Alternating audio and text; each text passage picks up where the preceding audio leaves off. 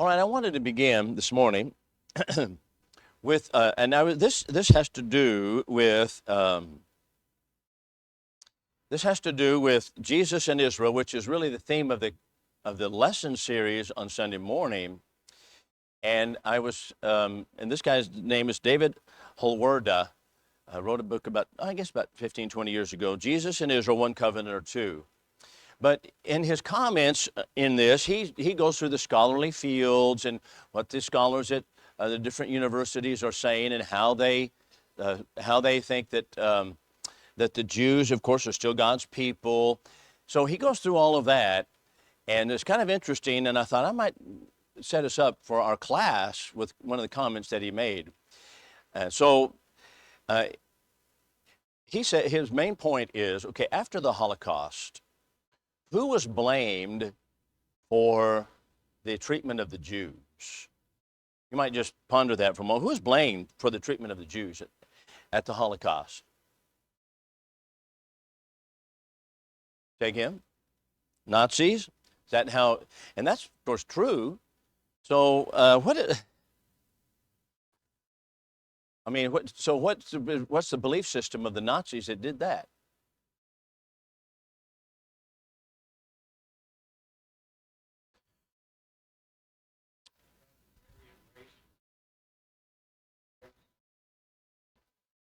Okay, so here's how the world of scholarship handles it. Now I say scholarship in quotation marks. And basically, he tells us this. The Christian church and the Jewish Israel are seen as two distinct and separate peoples of God. When Jewish Israel did not accept Jesus as the Messiah, the fulfillment of Old Testament prophecies was interrupted. And that's what we're going to talk about this morning in the sermon period. During this interruption, the gospel went out to the Gentiles and the church was formed, but dispensationalists hold that this was not God's original purpose, that does not fulfill the Old Testament promises for the simple reason the church is not Israel. And then he goes on to say, the Holocaust. Okay, the premillennial viewpoint, whether dispensational or classical, has always been a minority position in the church. Since 1945, that would be after the Holocaust, many denominations, as well as the World Council of Churches, has issued declarations to study documents on the relationships between Christians and Jews. Most of these declarations warn against the anti-Semitism that has infected the church, encourage the support of the present state of Israel, emphasize the common roots of Judaism and Christianity, and affirm the continuing election of Jewish Israel. And he goes on to talk about the infection in the church, in the Christian world, is anti-Semitism. And he says it comes right out of the Bible, and that is the anti-Semitism of Nazi Germany really arose in the Christian world, and so we have to back up. And he goes through in one scholar after the other at the higher institutions of learning, such as Princeton, and they're telling us, you know what? A Christian is anti-Judaism, anti-Jewish. A Nazi anti-Judaism was the work of godless, anti-Christian criminals, but without the almost 2,000-year prehistory of Christian anti-Judaism, it would not have been possible. The Holocaust would not have occurred.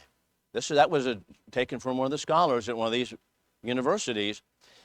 The Holocaust would not have occurred had it not been for the anti-Jewish or anti-Semitic mode in the Christian churches. That's what they say.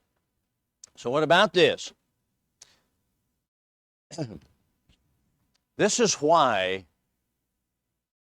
not only I get animated on the subject, but this is why we need to make a distinction between the New Testament church and Roman Catholicism. Because what he's doing is he's using Roman Catholicism as Christianity through the Middle Ages that did persecute Jews, and laying it at the doorstep of all Christians. And what happens is, if we can't make a distinction between what is the New Testament church and what is Roman Catholicism, this is the kind of assaults that we're going to face. I might even ask this question. If it was the case that Christians, New Testament Christians, persecuted the Jews, then how is it that New Testament Christians also persecuted translators of the Bible and those who were Christians, such as William Tyndale, John Wycliffe, and John Huss, and 1,000 others that wanted to get the Bible in the hands of people and wanted to worship simple New Testament Christianity and that methodology? How is it that they persecuted those as well? The truth is, the Roman Church wedded itself to a government of the world, and it is a government. It's the smallest government in the world. The Vatican State is the smallest government. It is a secular government.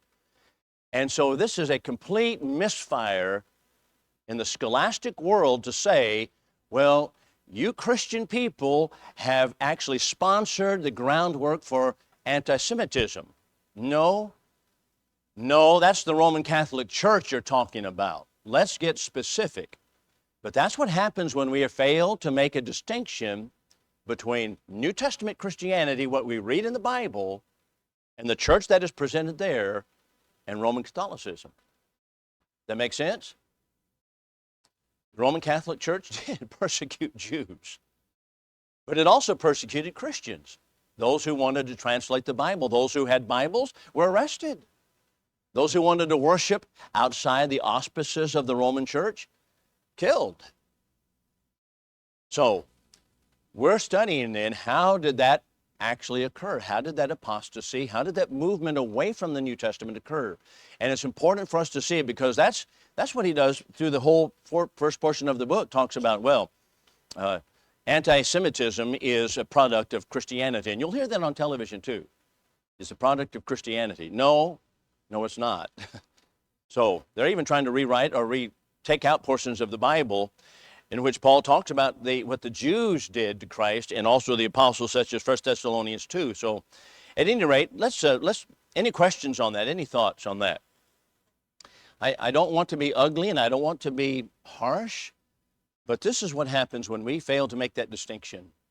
And so we need to see what happened in order to get to where we are now. So let's talk about the intercession of the saints. How did the intercession of the saints, I don't have it exactly on the board here, the grades of sins, but actually I wanted to think about intercession of the saints. What happened? So we'll start with that, and that is, could a martyr, that was one who was put to the stake and burned alive, could that person intercede for the soul, for the spirit of another person with God, and have sway with God to save a person who is in apostasy? So can that happen? No, but you can see the temptation would be, well, here's a person that was burned at the stake or thrown to lions, and they said, please forgive my son or my father who apostatized. And so people say, well, okay, maybe we should forgive them and ignore their apostasy. So that's one thing. Can martyrs, here's another question, that had been unfaithful, can they receive redemption by a baptism of blood in murder? Can they? Here's a person who's been unfaithful, but they have been identified as people who have worshiped with the churches, and they were taken and they were killed. Even though they were unfaithful at the time, does that baptism of blood, so to speak, save them? That was the questions they were wrestling with. See, we don't even wrestle with these kind of questions. We're not faced with those kind of issues. Can the merits of the martyrs be applied to the unfaithful?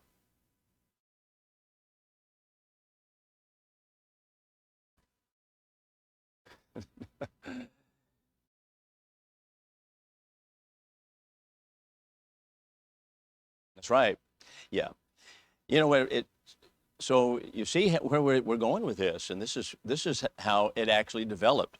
Here's another question. When Christians who had fallen, who had denied the faith, while other members were murdered for the faith, those who had denied the faith, when they come back, can they be given the Lord's Supper?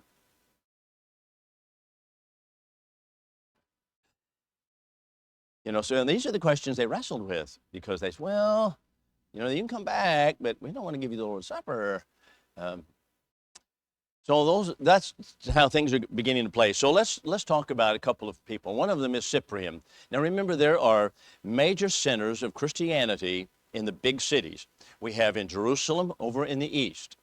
We have in the northeast, we have Damascus in Syria. We have over in the west, what city? Rome. Rome. We have in the southwest, north edge of Africa, what cities? Alexandria and Carthage. Carthage. So those are the major metropolitan areas. Antioch, instead of Damascus, really Antioch, Syria. So you have Antioch and Damascus, those big centers there. Over to the west would be over here on the map to Rome, then in North Africa. And so here's a man that was in the church at North Africa, and his name was Cyprian, C-Y-P-R-I-A-M. So all of these questions were plaguing the people at that particular time. So at first, he took a really what was called a hardline stance. Says, no, you know what? The merits do not apply, and we can't accept back those people who've denied just, and we can't. So he was really, we're not going to give them the Lord's Supper, and we're just going to hardline. However, he began to soften on it, and so he began to say, well, okay, if they committed a mortal sin, that would be unforgivable. But if they committed it, what's the other class? Venial. A venial sin, okay, now we'll take that one back. What's a venial sin?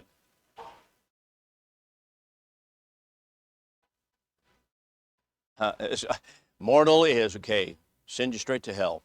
Venial sin is, well, it's one of those things, everybody slips up and you can make mistakes. And so light sins, mortal sins. Heavy and light sins. What are we doing here? What's happening? Well, a double standard. Who sets us in the chair of Christ to make such decisions? And that's how all of this began to develop. So I said, okay, if you committed a mortal sin, I'm not taking you back. But if you committed a venial sin, so so he began to soften on that particular area.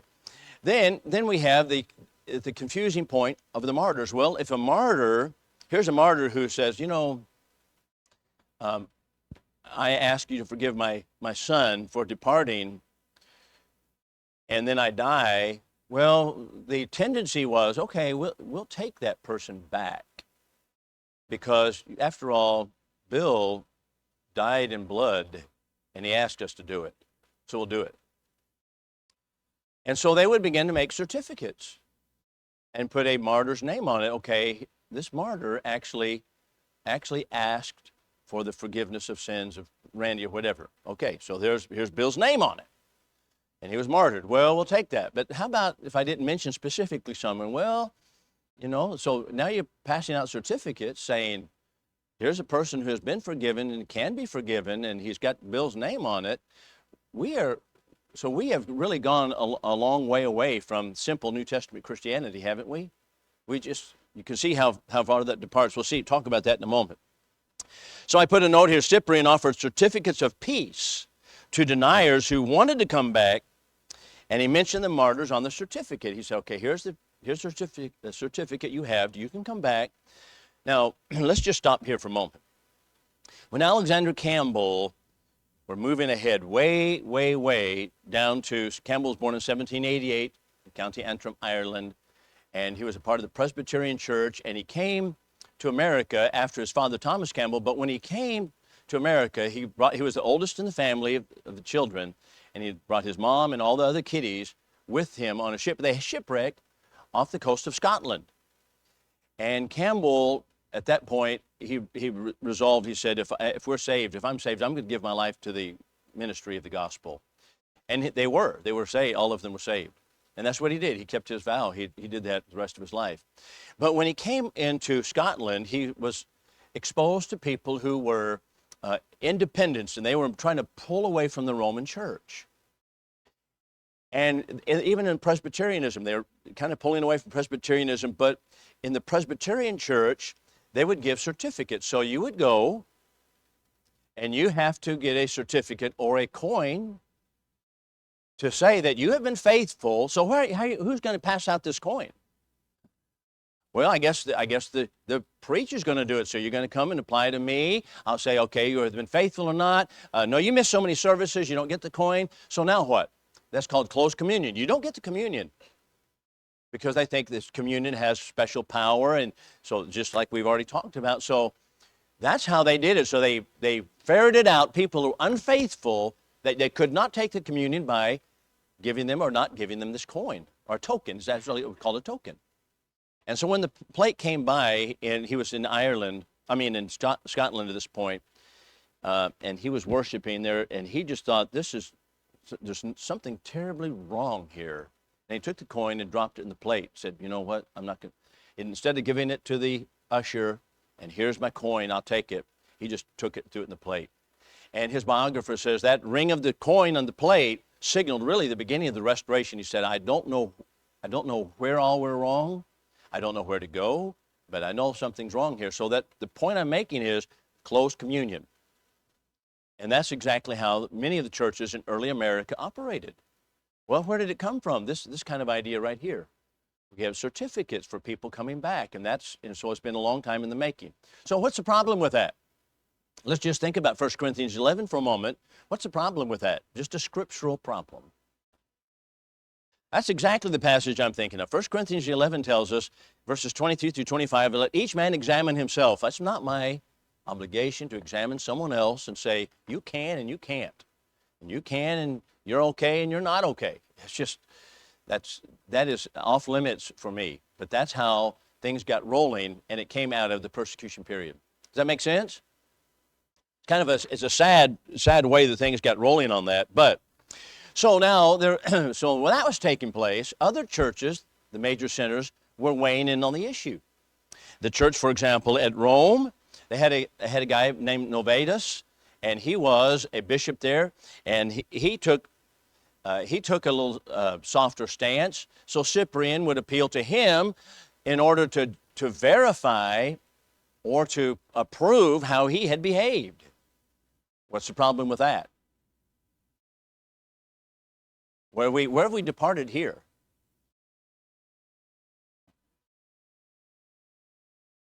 Human judges? What else?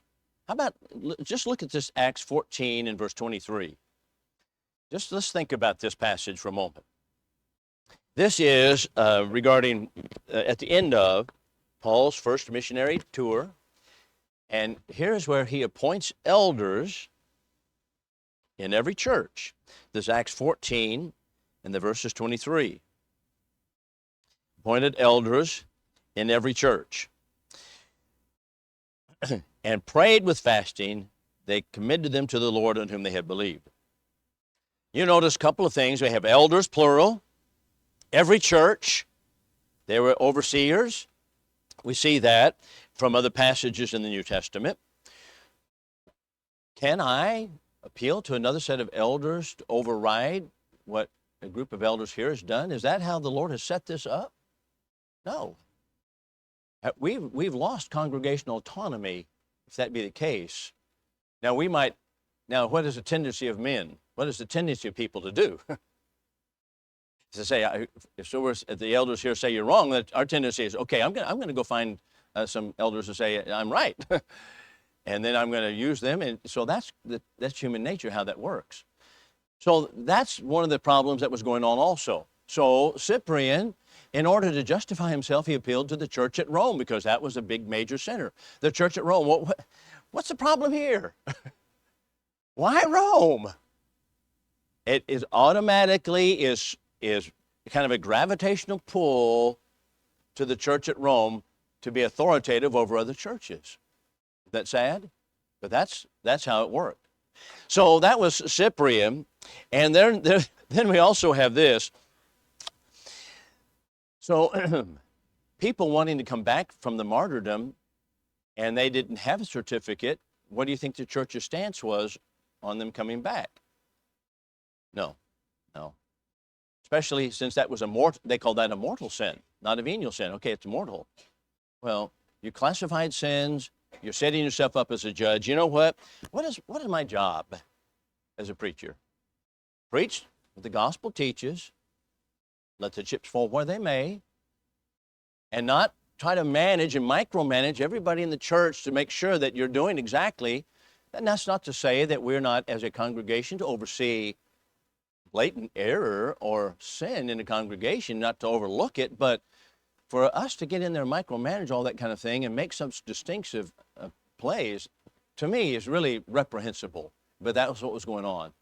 So we have automatically this distinction of sin. So finally, here's a, oh, go ahead, Bruce.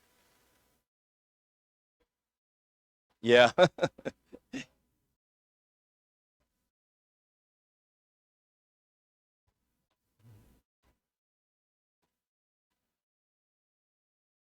Yeah. Yeah.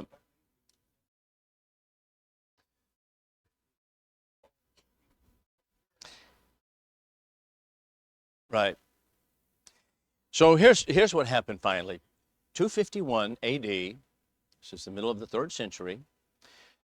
In North Africa, they convened a council. Because there was so much anxiety and frustration and fighting about this and how to do it. So they convened a council in North Africa. So a North African council. So here's a council setting up. Now what? All right, what's the problem here? Well, are we going to, let's say the churches in Nashville, Tennessee, you know, the buckle of the Bible Belt, used to be in Texas, or wherever, but let's say churches in Nashville, Tennessee all gather together and say, we're going to make some decisions on some of these things, and you churches need to kind of fall in line here. How would you feel about that? That's exactly what was going on.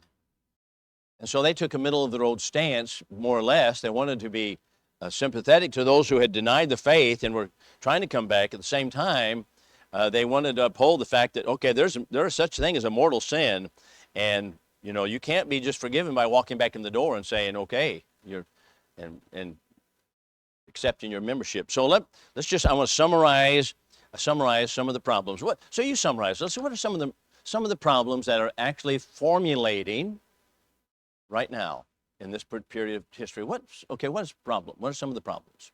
Number one, how would you put it? Say again. Okay, don't put God first. Let's get specific, though. Let's get specific. Yes, sir, Dan.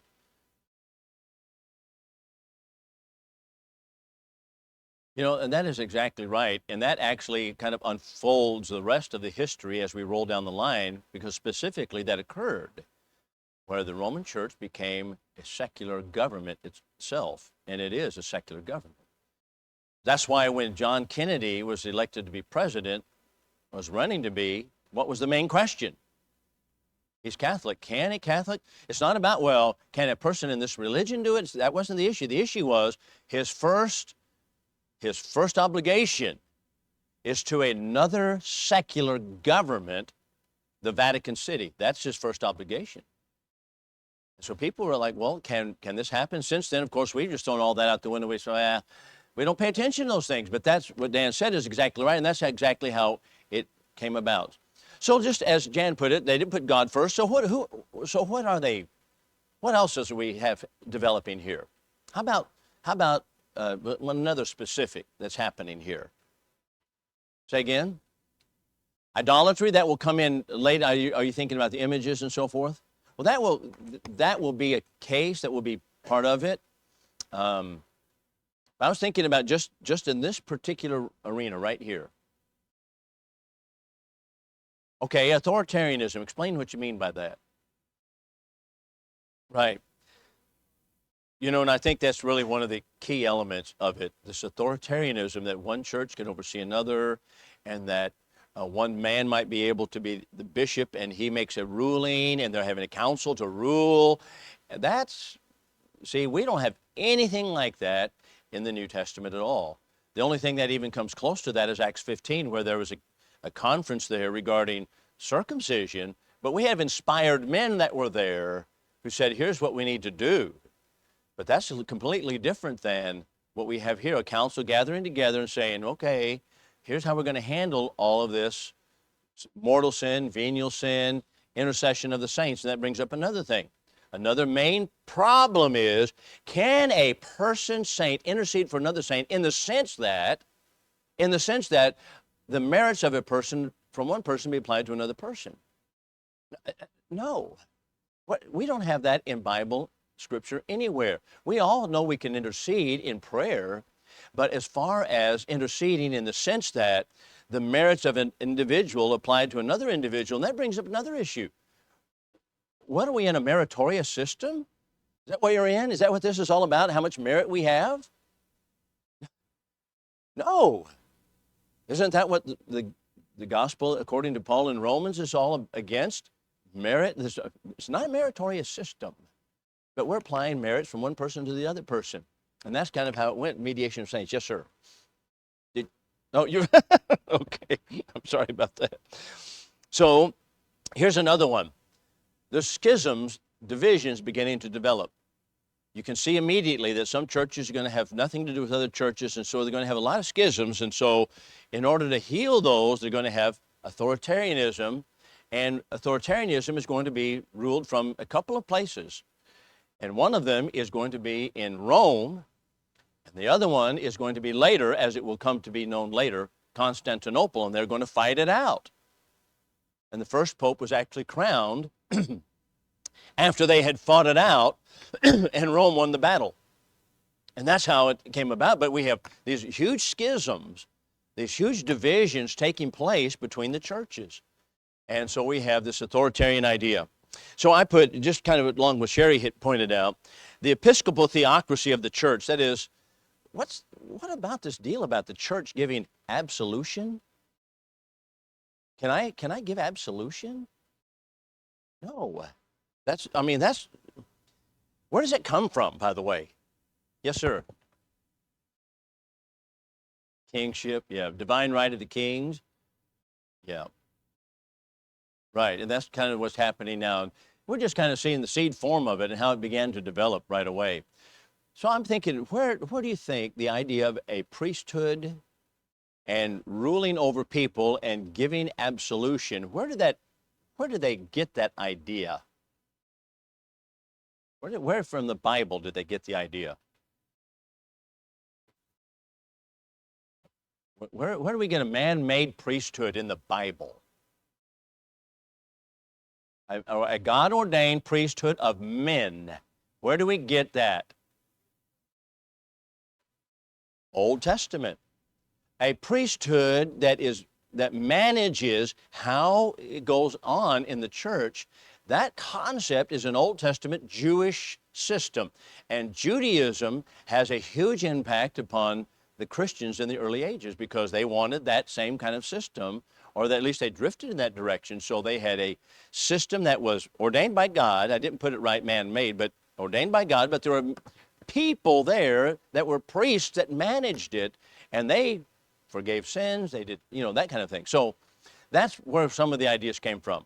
So I wanted, before we conclude class, I wanted to make mention of infant baptism, which is actually what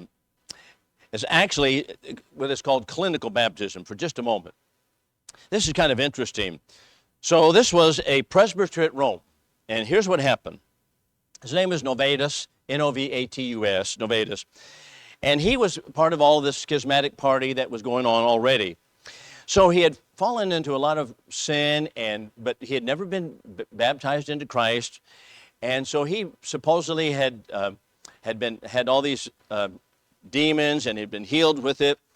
And so when he was close to the end of his life, this is before he became a presbyter there, before he became a presbyter, and before he even became a Christian, which we're going to question that here, he got on his deathbed, and he said, you know what?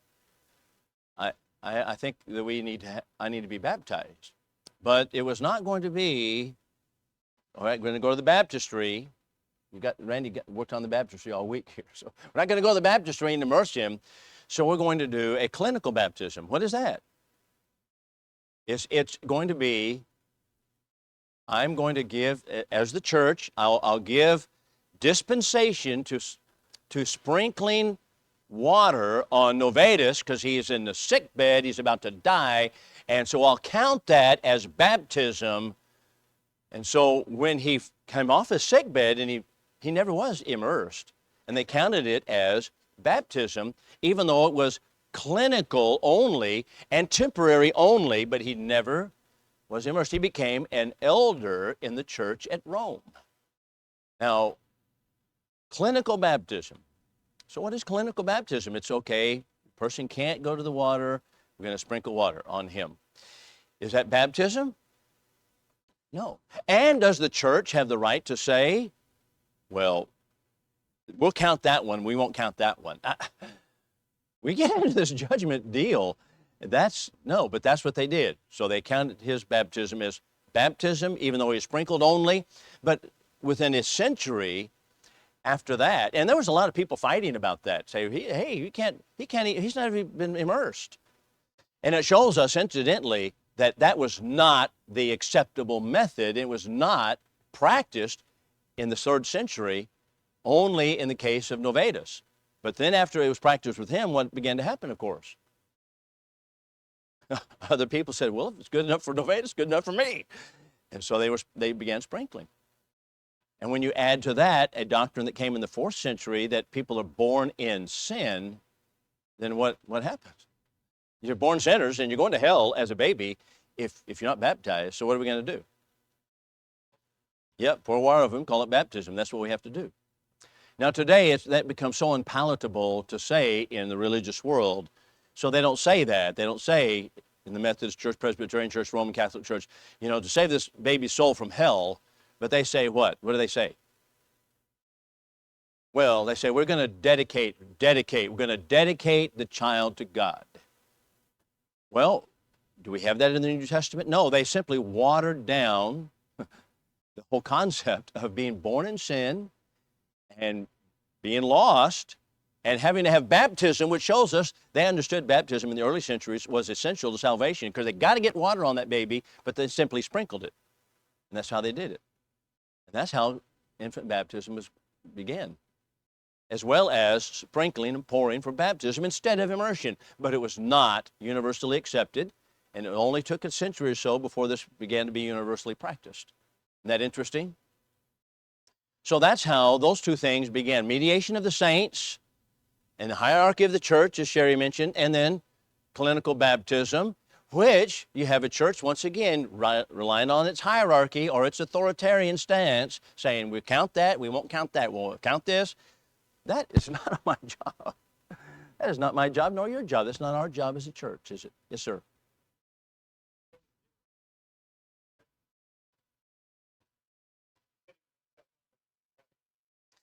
Yeah, that's true. Yeah. Yeah, yes, sir. That's all right. Okay.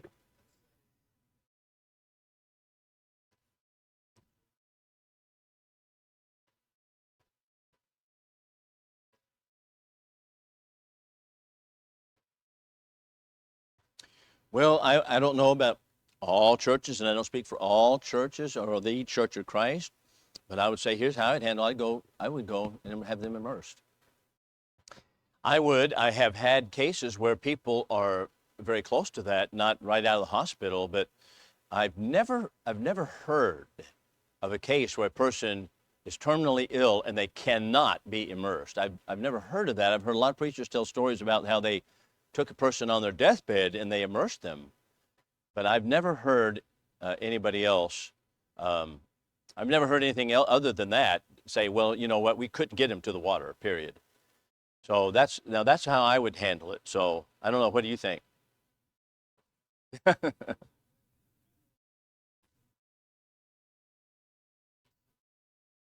Yeah, there are. Yep.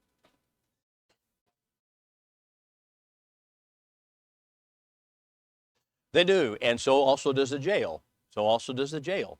Yeah. I had a young man in juvenile detention, and he wanted to be baptized. So I went to Kirk Wolf, who's one of the pillars in Baptist church up here, and I said, Kirk, he wants to be baptized. I said, we need to get. He said, well, he's leaving right now for TYC. I said, well, can we not hold it up for just a moment so we can baptize him? He was kind of, no, we can't do that. I said, I said, we could surely take him somewhere to get him immersed. I mean, there's tubs here, but it didn't happen. And I would really regretted that. But, but there are places that we could take him and put him in the water. But anyway, you had your hand up, Jen, I'm sorry. Huh. Yeah. I baptized Kyle about 2 weeks ago in a hot tub at his house. We had to get on our knees to do it. But that is kind of tough. So, but in the end, Dan, I'll say, I'm not God and I'm not the judge. And I'm going to say, I'll just do the best I can for that, and then I'll leave it in God's hands. That's all I know to say, really, on that. I mean, if you would handle it differently or say anything differently, I'm happy to hear you on it. John, anything on that? Okay. Well, we've 5 minutes over time, so you're probably used to that by now. Thank you for your participation.